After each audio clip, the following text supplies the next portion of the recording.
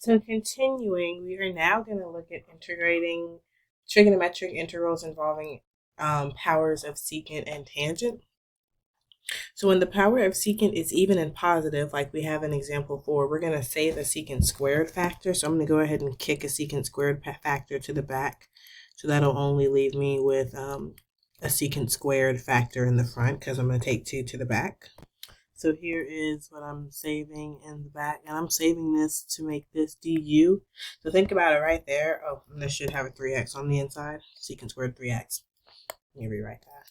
So if I'm saving secant squared dx, a secant squared factor as du, then my u is going to have to be a tangent factor because the derivative of tangent is secant.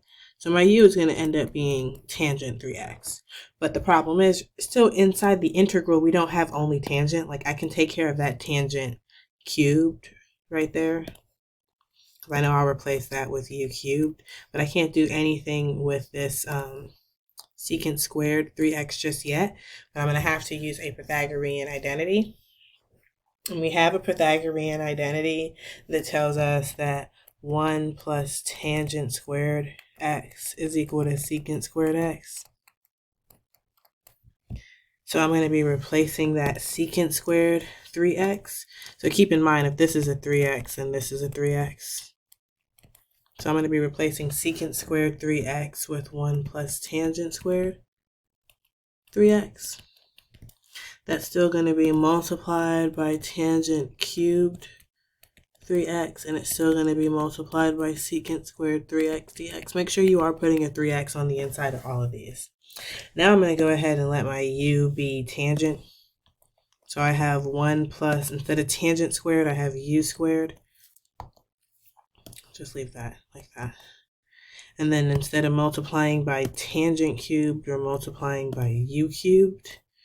And then let's go ahead and go through the rest of our substitution to see about our du. If u is equal to tangent 3x, the derivative of that, use the chain rule.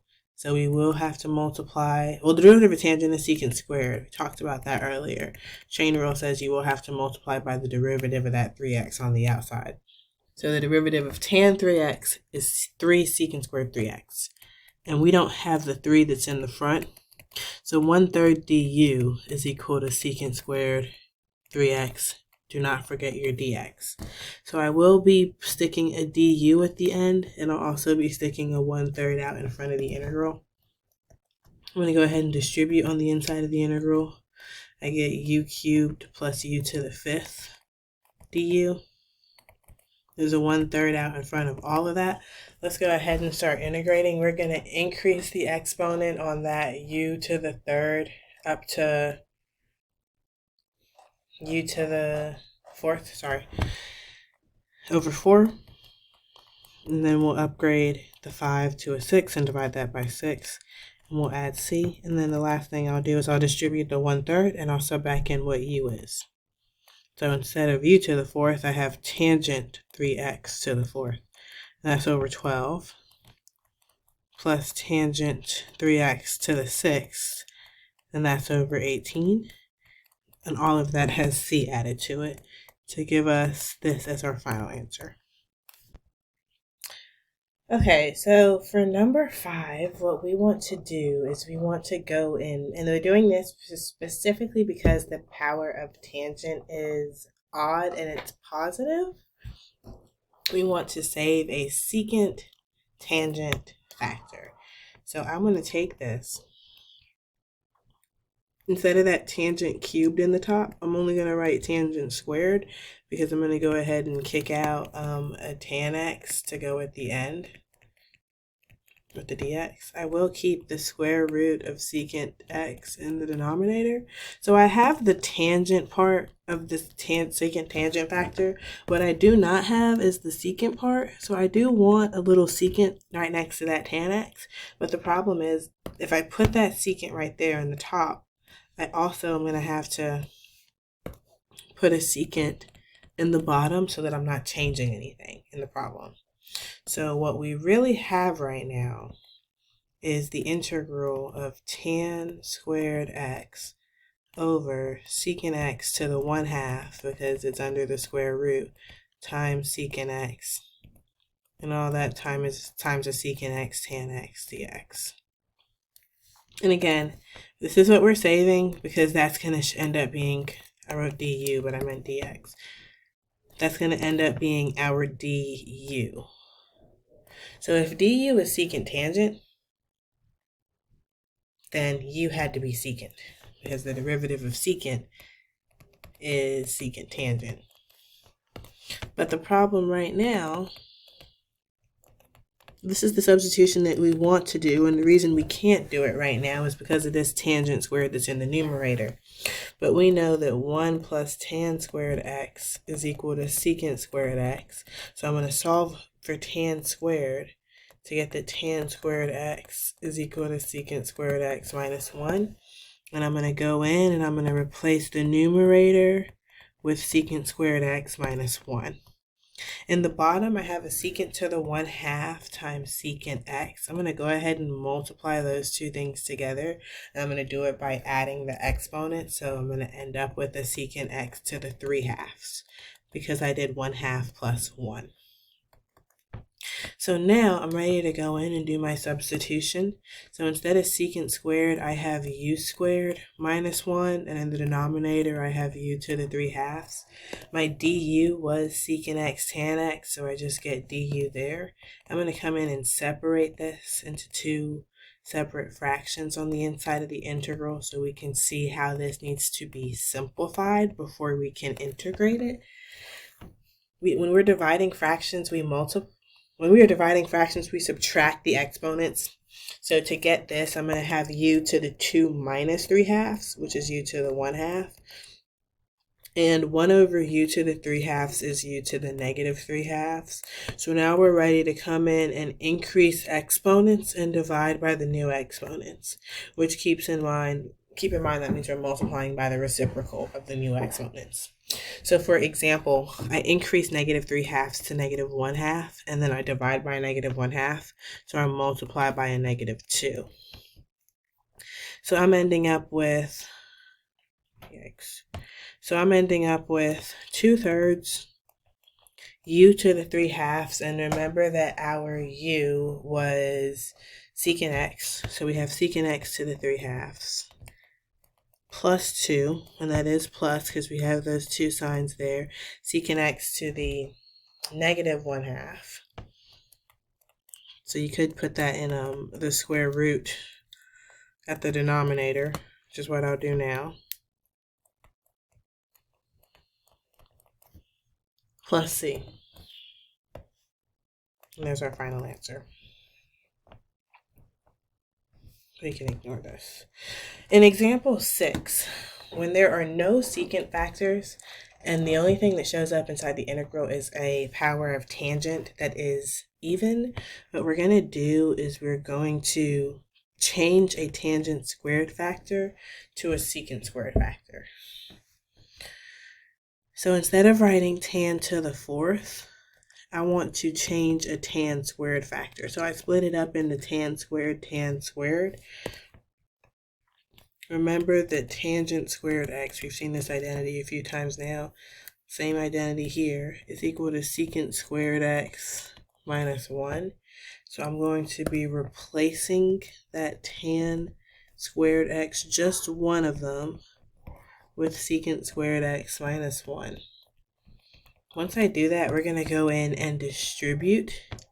So we have the integral from 0 to 4 of tan squared x, secant squared x, minus tan squared x.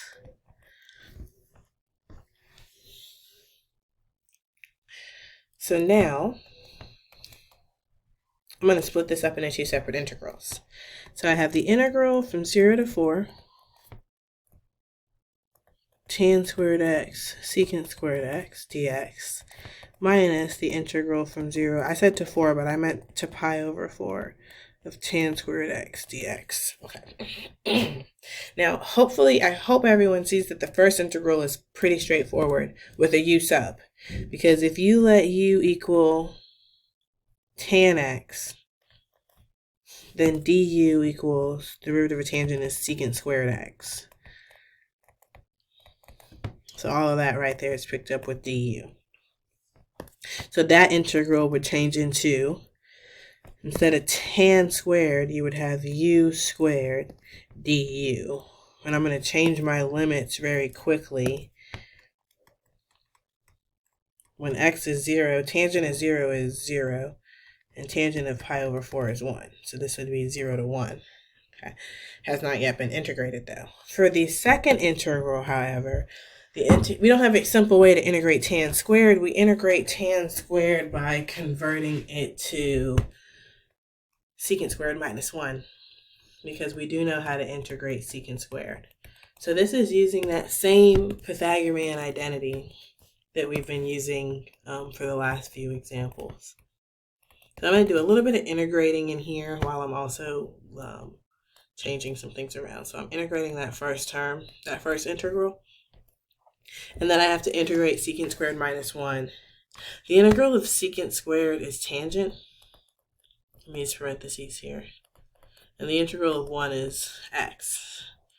So this will end up being a negative tan x and a positive x. Because remember, there was this negative out in front here. So this is a negative tan x and then a positive x. And this has to be evaluated from 0 to pi over 4. In the first integral, plugging in 1, we have 1/3. Plugging in 0, we have 0. Then moving on to the second set, plugging in pi over 4, we have a minus tangent pi over 4. Plugging in pi over 4 to x, we have a plus pi over 4. Plugging in 0, we have a minus tan 0, and then a minus 0. Tangent of 0 is 0, and 0 is 0, so those are just gone. Tangent of pi over 4 is 1. So this is 1/3 minus 1 plus pi over 4. And that is an exact answer. And an approximation, which we could check in our calculator by typing really this whole original integral into the calculator, is approximately 0.119. So example 7 is not included in here because when the power of secant is odd and positive and there are no tangent factors, so I know we did an example like this. You're gonna use integration by parts. Okay. So it worked out. If you look back at example 6 from lesson 6, you'll see that example there of how to integrate secant cubed. Example 8. So when we have seen guidelines from what to do with secant and tangent.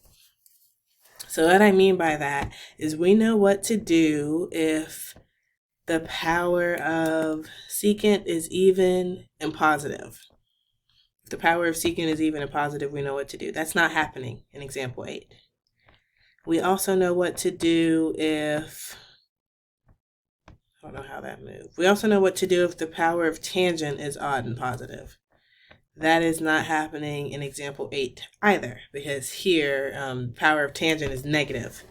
So this is maybe not going to be as helpful when we actually integrate it, but I hope everyone does see that tangent does have an exponent of -2 on it in this integral. So that next set isn't going to help us. We've also seen what to do when there are no secant factors and the power of tangent is even and positive. That doesn't apply to us because we definitely have a secant factor. And we also know what to do when secant is odd and there is no tangent factor. That's also not the case here. So none of the examples that we have looked at so far are going to help us when it comes to integrating this integral here. So when none of those happen, we are then going to convert to sine and cosine and try to integrate it that way. So I will be replacing secant with 1 over cosine,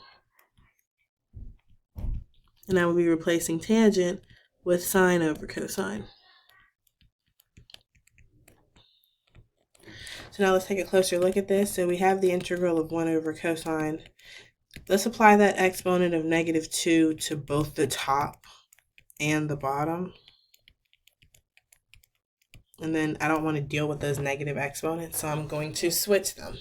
Because we know that if we have an exponent that's negative, if we move it to the top or the bottom, move it to the opposite of wherever it is, it will change signs. So now the cosine squared becomes positive in the top, and the sine squared becomes positive in the bottom. They switched. So now there's some things that we could cancel out here. I'm just left with one cosine in the top, and I'm left with a sine squared in the bottom.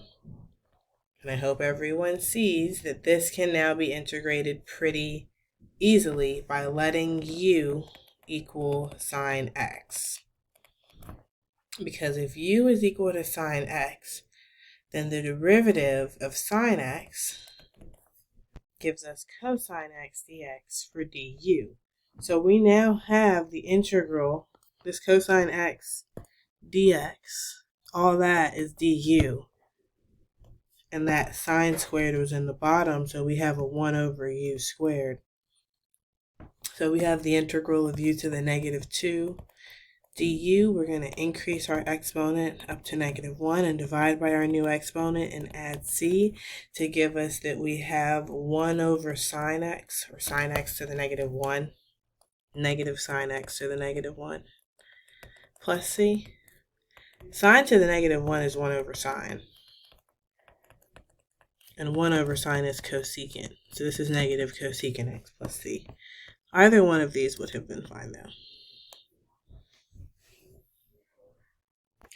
So we've seen examples of powers of sine and cosines, powers of secant and tangent. So now we're going to look at what happens when the inside of sine and cosine are not the same. There's basically 3 different formulas that we could use. Whichever formula we use depends on what form we have. There's a formula for sine and sine, sine and cosine, cosine, cosine. We're going to be using the sine cosine mixed formula. So we have that kind of expression where our m is equal to 5 and our n is equal to 4. So I'm going to be plugging in to what I just circled in black. So this is the integral of, and I can really just pull the 1/2 out in front. 1/2 the integral sine of m minus n. M minus n in this case is 5 minus 4, which is just 1. So m minus n, I'll write it right here and then we'll probably simplify it. Plus, so now we're on sine of m plus n, so that's 5 plus 4x dx. So we have 1/2 times the integral of sine x plus sine 9x dx. So we can very quickly separate that into 2 separate integrals. The integral of sine is pretty straightforward. The integral of sine is just a negative cosine. So this is a negative 1/2 cosine x. For that second integral, you will need to use a u sub, where u is 9x. So then du is 9 dx. 1/9 du is equal to dx. So we have the integral of sine u du with a 1/9 out in front. And we know the integral of sine is negative cosine. So this is a negative 1/9 cosine u plus c. So we already had that half in the front, so I'm going to multiply the half by the negative 1/9 to get a negative 1 over 18. That's going to be multiplied by cosine u. U was 9x plus c.